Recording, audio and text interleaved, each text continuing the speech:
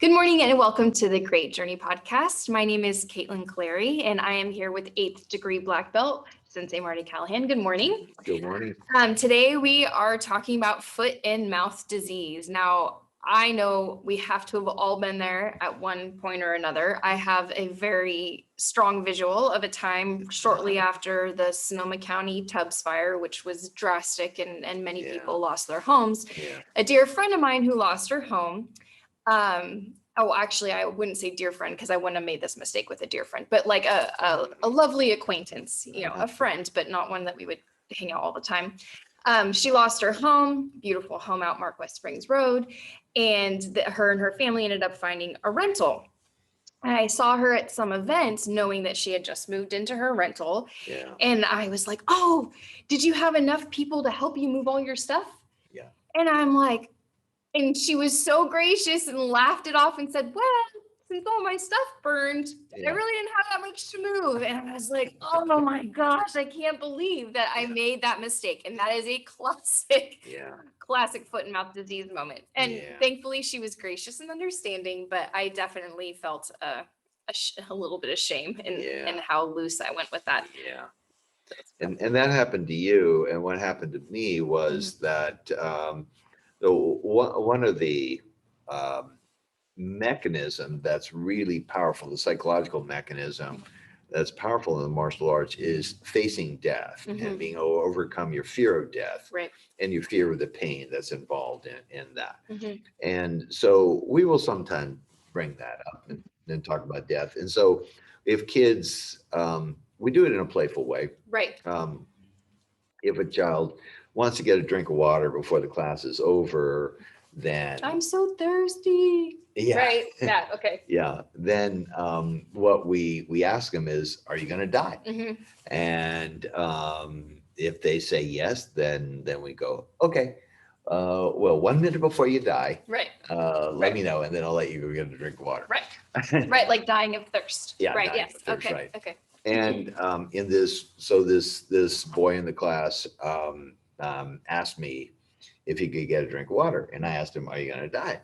And then he said he kind of didn't answer. His eyes just went big.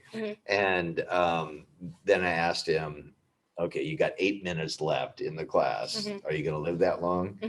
And he agreed he would. And then I asked him, "Well, how old are you?" "You're 10 years old."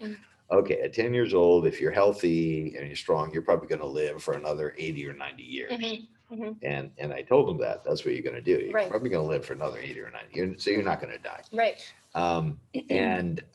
Then I went on with the class and whatever. And then later on that day, I realized that this same boy that I was just talking to, his dad passed away about a couple of years ago. Okay.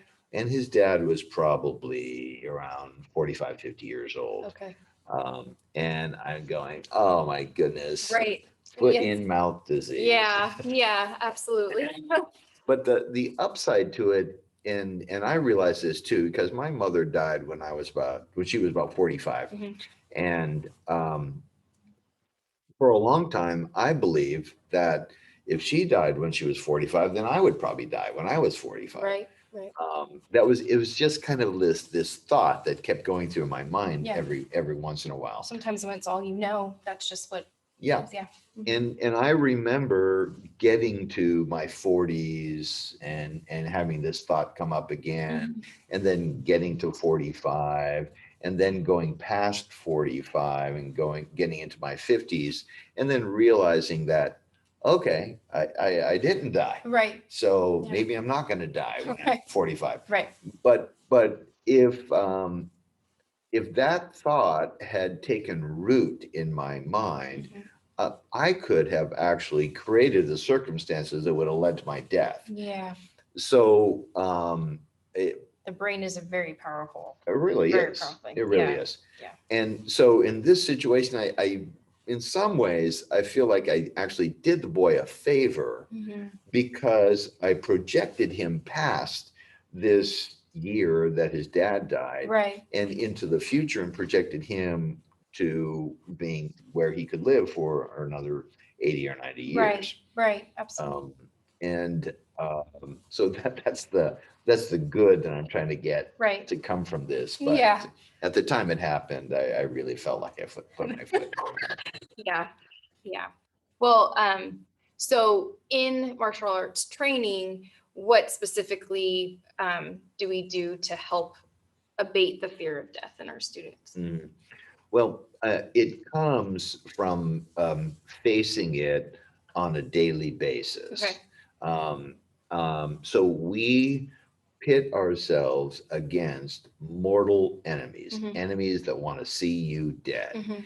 And we realize that that's their intention. Mhm. And we go about learning how to defend ourselves against them Mhm.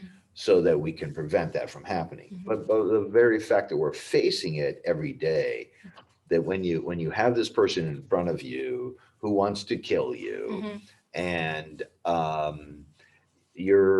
maybe the first time you think about that, it's like Right. you're freaking out. Right. But as you get accustomed to that, so Mhm. day after day, week after week, month after month, you start to get accustomed to that idea of being faced with a mortal enemy. Okay. Then you go, okay, all right, this Okay. is going to be okay. Okay. And I think I was reading more. So we've got coronaviruses going on here. Right. And what I was reading recently Mhm. was that there was a economics professor, I forget his name, Mhm. and I read this in the New York Times.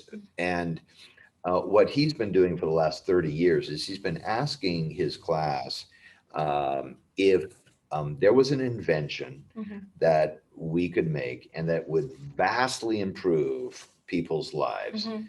but it was going to cost 1,000 lives a Mhm. year. Mhm. Should we create this invention? Should we use this invention? And invariably, his economic students would say, no, Mhm. there's no reason we should not create this invention that was going to cost 1,000 lives. Mhm.